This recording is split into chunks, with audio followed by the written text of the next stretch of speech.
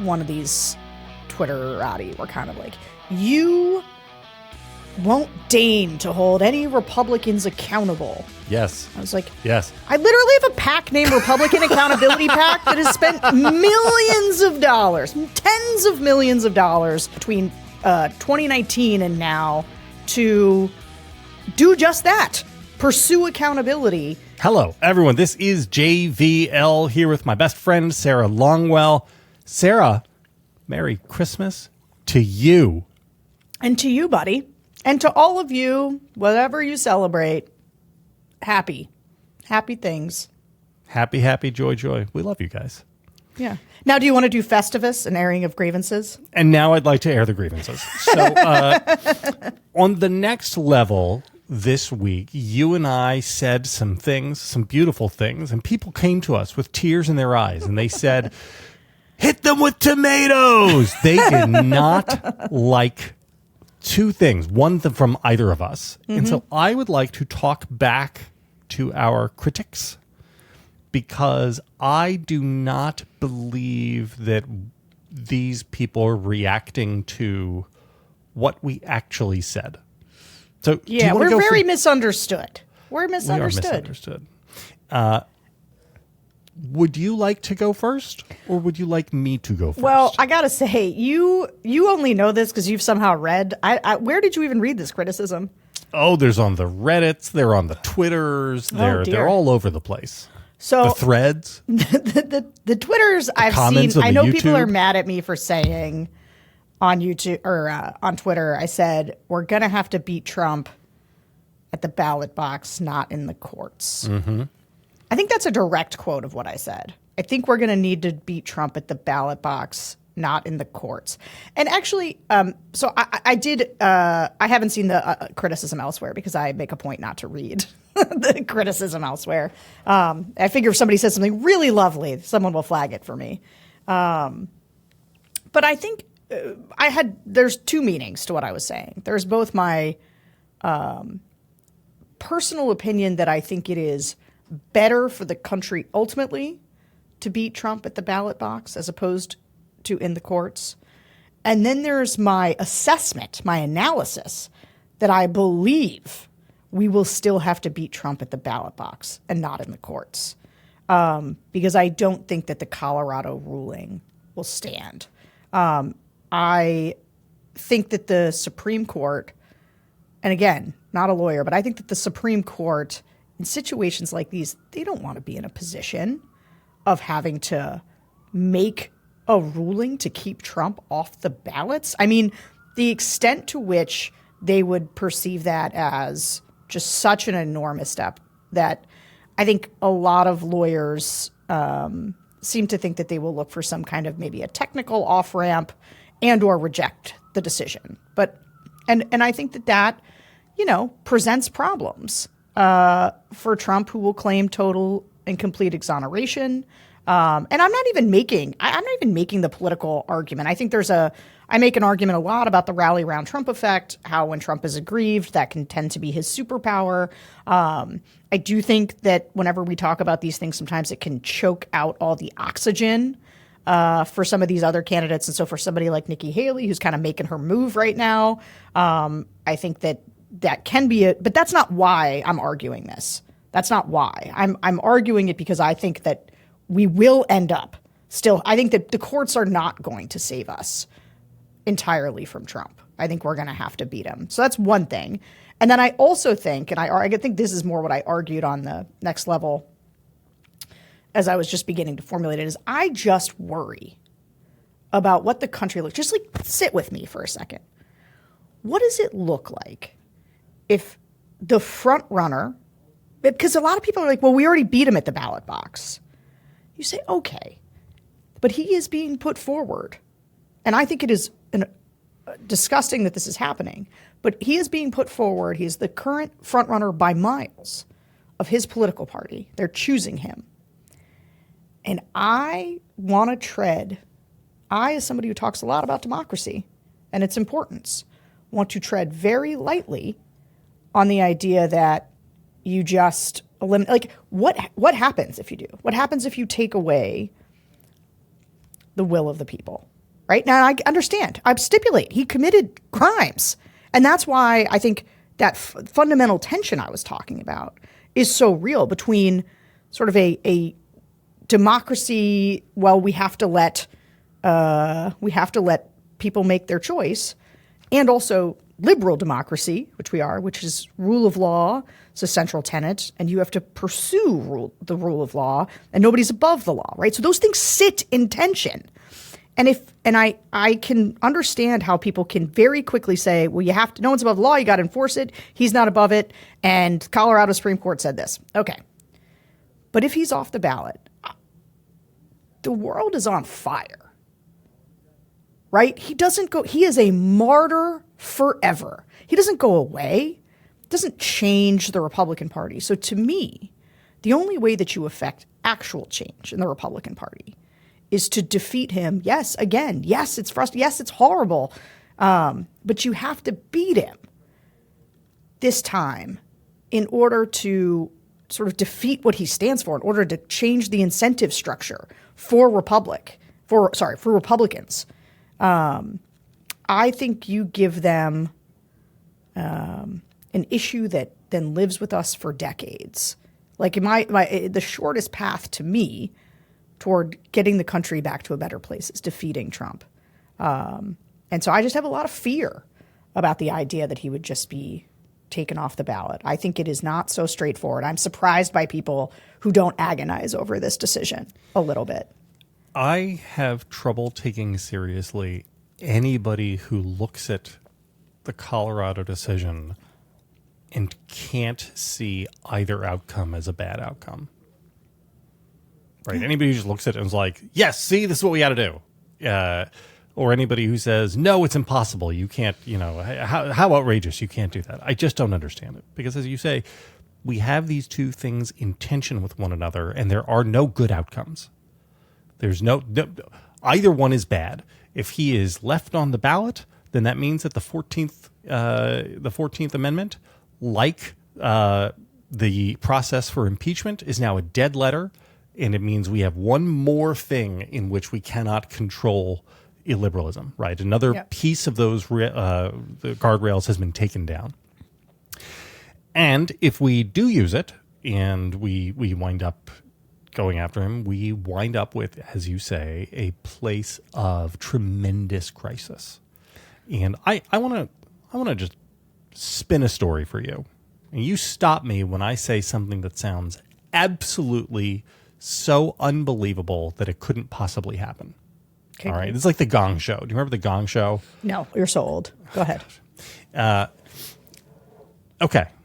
The Supreme Court upholds the Colorado decision. Trump is off the ballot.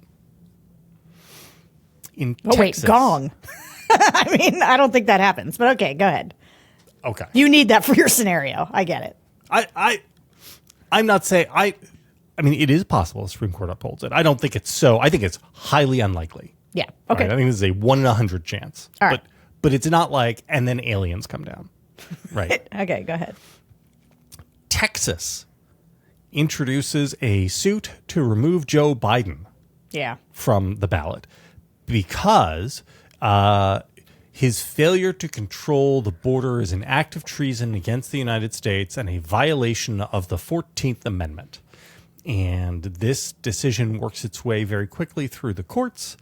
And the Texas Supreme Court says, yes, this too is a violation of the 14th Amendment. There's an insurrection at the border. There is an insurrection at the border, and Joe Biden is on the side of the insurrectionists. Do you think that that is a 1 in 100 possibility from the Texas Supreme Court? Or do you think that that's like aliens come down from space? Oh, I think that's like a 35% chance. Okay. We now have 2 states in which people have decided to remove one of the 2 presidential candidates. This starts a arms race across the country in states which are solidly red and solidly blue to remove people from the ballot. And what you wind up with then is an election in which, in some portion of the states, only one of the 2 major party candidates is on the ballot. And then when the election is finished, we do not have a way to adjudicate who the actual winner is.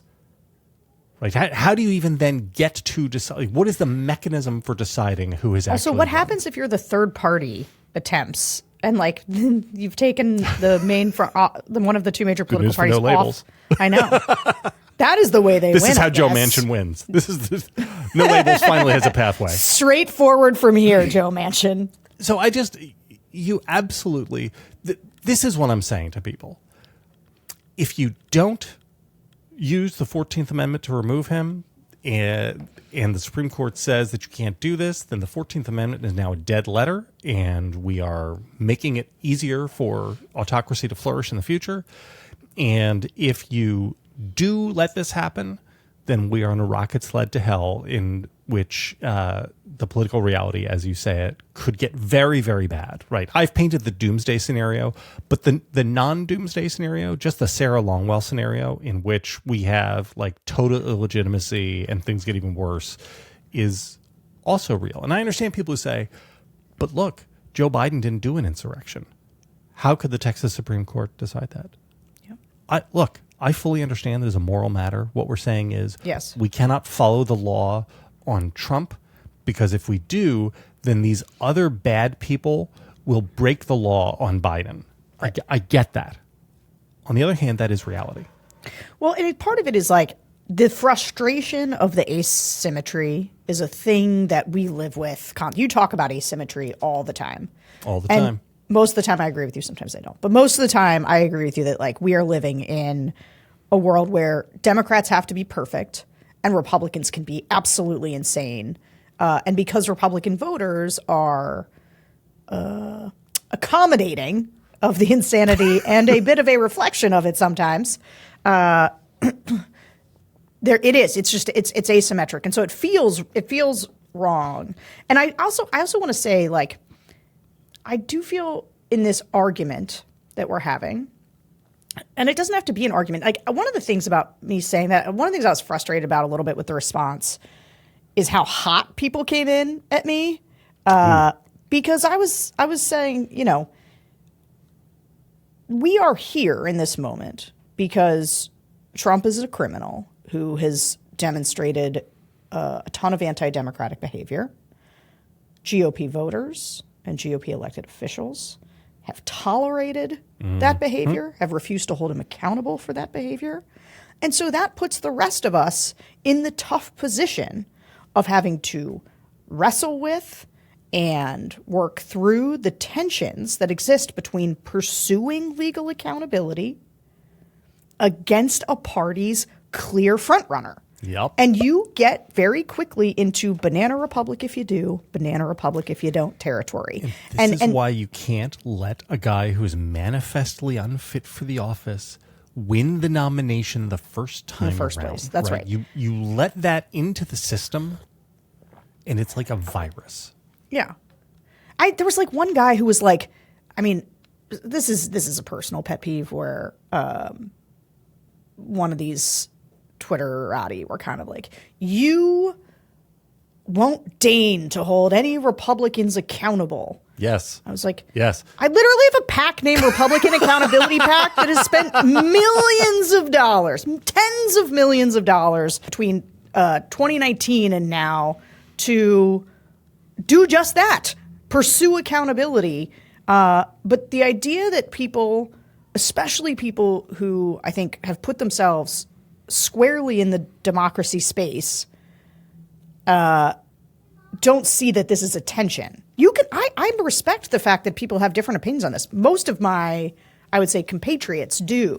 And I think that it is sort of my vestigial conservative sensibilities that lead me to tread super carefully on this and probably even lean toward a more conventional mechanism of accountability, because I just have more fear about what happens when we go down a completely uncharted path. But I respect completely people who argue. Yeah, totally. George I Conway. get it. I totally, right. Totally I see it. I see their argument. And those guys all recognize and stipulate to the downsides. Like, this is the thing. They're not saying, like, look, we've got this one weird trick that works. Yeah, right. That's what I don't like. Yeah, Patrick Ruffini. I don't like the one weird trick people Yeah. on either side. And I especially don't like the ones who say that it's absolutely ridiculous to use the 14th Amendment to hold him accountable. That bugs me too. I don't want to seem like a white knight. I don't want to be Chris Christie to your Nikki Haley. But it just strikes me from balls and strikes adjudication standpoint that you are simply objectively correct. That the Sarah Longwell view of this, both that there are lots of downsides and we're going to have to beat him at the ballot box anyway, almost certainly, again, is basically 100% correct or 99.999% correct. Maybe the Supreme Court. When you're just telling me I'm right, you're not white knighting. You're just acknowledging the reality of the world. Yeah. And I think net, I think your judgment on which bad outcome is less bad is probably right. What I would really hope for, I mean, the only good outcome here is if the Supreme Court finds a way to overturn the Colorado decision while leaving the 14th Amendment intact, right? Find some technicality to say as to why you can't do it in this case, but of course could do it in the future. While also tossing. And here's the thing. So there's so many. This is just the other piece of this. There are a lot of cases in front of the Supreme Court that are deeply important going into 2024. Mm-hmm. And so I think the best outcome is that the Supreme Court rules quickly on two fronts. One is on this Colorado case, and the other one is on Trump's claims for presidential immunity. And that they, that's the, and that they toss his claims of presidential immunity and they give it to Jack Smith, let Jack Smith keep going, and at the same time find a way to a technical off-ramp probably on the 14th Amendment and toss it and do it unanimously. Or with an overwhelming majority. Whatever they do on something like this, they kind of, I think, have to all go together. I couldn't agree more, except that like Thomas won't. Like, yeah, but okay, Thomas so like if there's one outlier, I think that's fine. This is actually a weird case where I trust Roberts. Like, this is the kind of like institutionalist counterbalancing that I think he's probably as good as anybody we've known in the Supreme Court on. I suspect he'll get this right. So I have a fear that I would like to express to you. Go ahead. Which is that I have appreciated, that you and I are on the same page on the thing that people are mad at me about.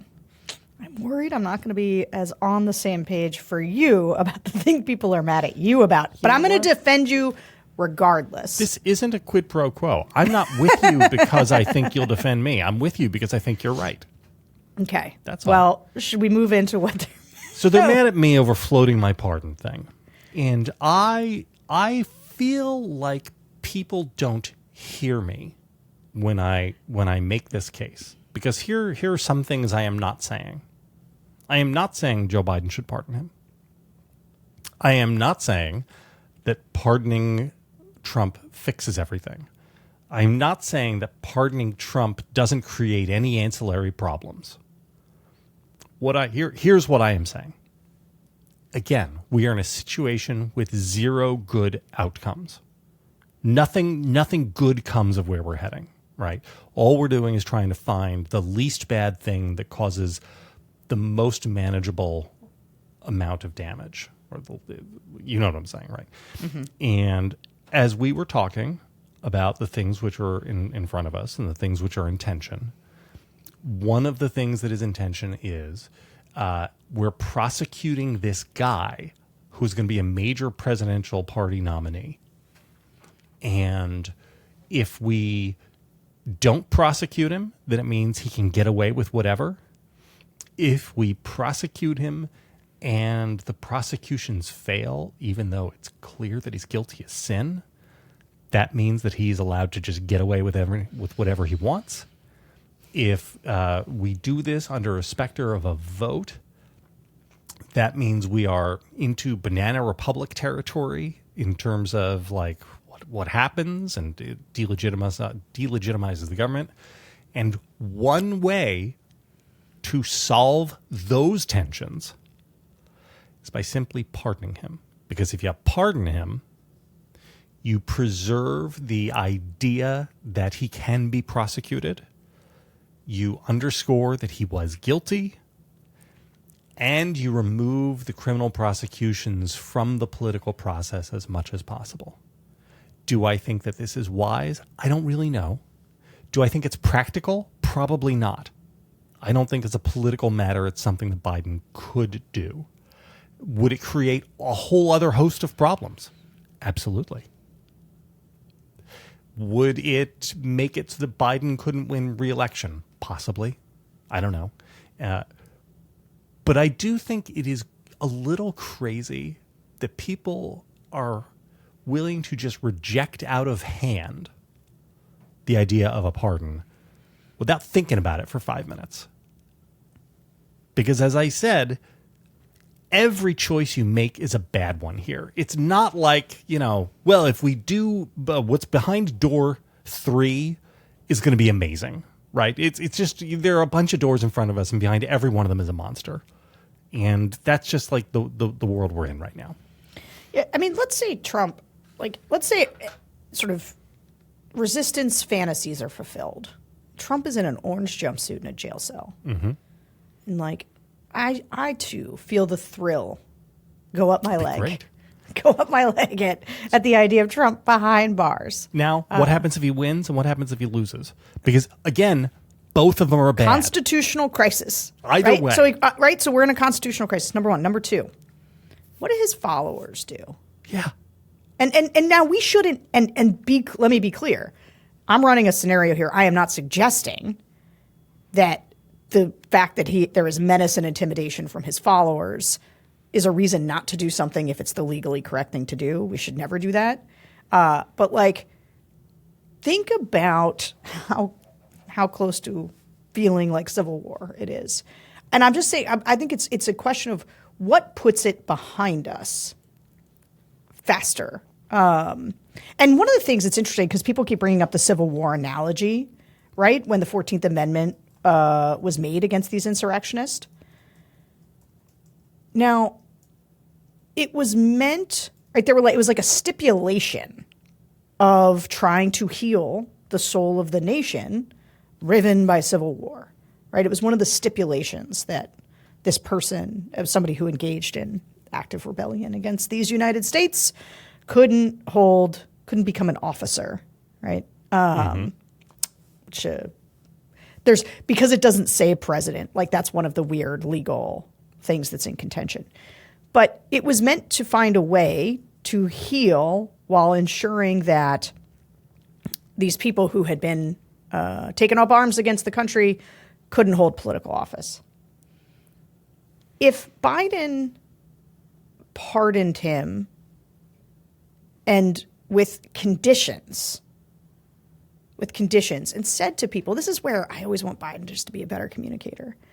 I think this only works because I would say I'm mostly not wild about this idea, but I understand where your heart is. Not wild either. I understand. To be clear, also not wild. I understand where your heart is, and I think there's a world in which this can be executed in a way that it doesn't make. Obviously, it's never going to make everybody happy, but is articulated. Like Joe Biden would have to say, "Listen, Donald Trump committed a lot of crimes. He did work to overturn an election." He did put pressure. I mean, there's a new case now in Michigan where he and Rana are taking a run at the Michigan guys, putting a pressure on them to not certify. And I think Rana's basically being like, "I'll help you too." It's bad for her as well.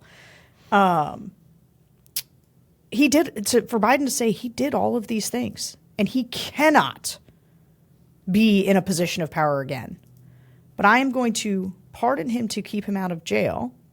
And he can spend his days, whatever. He can never hold office. He can't run for dog catcher.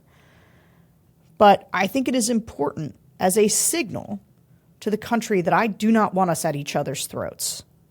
I don't know. I guess I could see the way in which it could be done in a way that purchases us.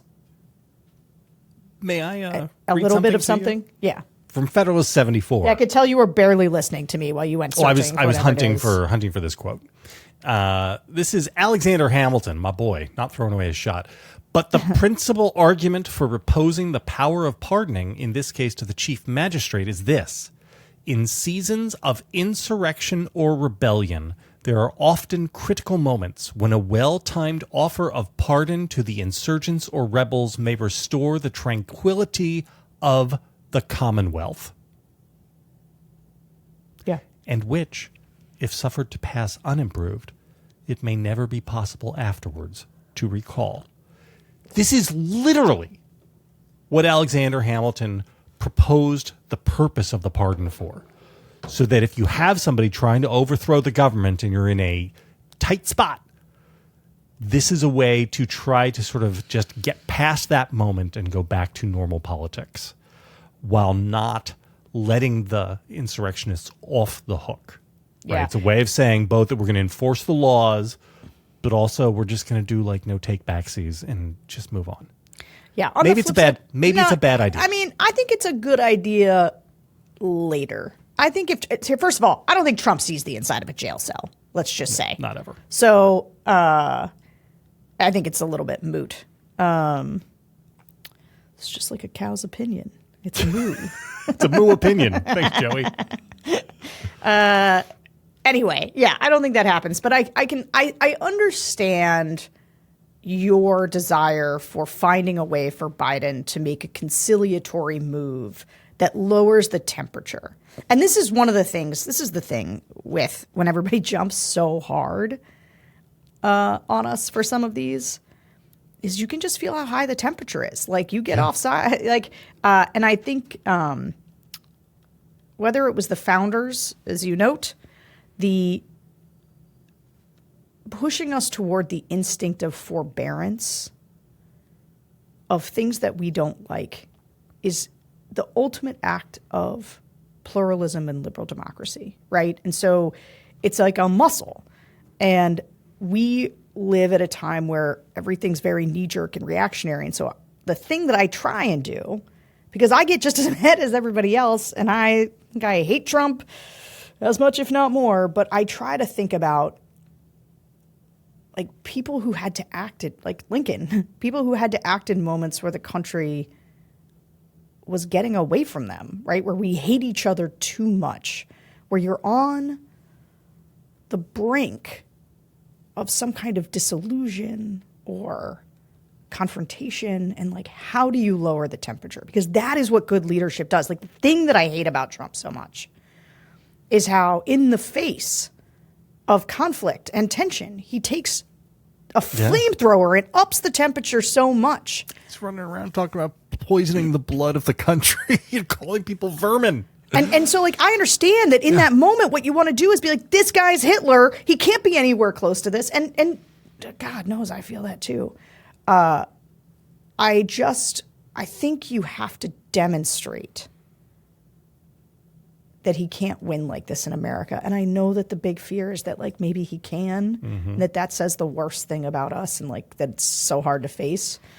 And look, I want him gone any way we can get him gone, but I still just can't jump at this idea of just having him disqualified. And you know what? Maybe I could have if it was if they'd done it a year earlier. Right? Like if right after everything, like they should have done this. I didn't understand why they didn't make this a concession. Like if they weren't going to impeach him, say he can't run again. You know, like nobody tried this. Or if Jack Smith and the DOJ had moved faster. But just recognize what, and you know, because I listen to people, so most people, like, they don't know a ton of Trump voters. So they're like, who cares? Who cares about them? I know so many Trump voters. I know, me too. Me too. Anyway, I think we should tread lightly in this territory. That's all I want. That's all I want from people. That's my big complaint. When you criticize me and Sarah, I don't care if you think we're wrong, but don't go pretending that it's an easy call or that like one option is clearly great, because there are no good options. None of this is easy call, and it's I don't know. You got to think about all this stuff very hard. That's all. Can we talk? Yeah, I'm with you. But most of you guys love us and are great. And you know, we're just trying to do our best out here. Hey guys, I know you want to hear more of this. You want more time with me and JVL, right? So much more. JVL's got more darkness to bring. I want to tell people why we're all going to die. But to get that, they've got to pay. Bulwark Plus, guys, go subscribe.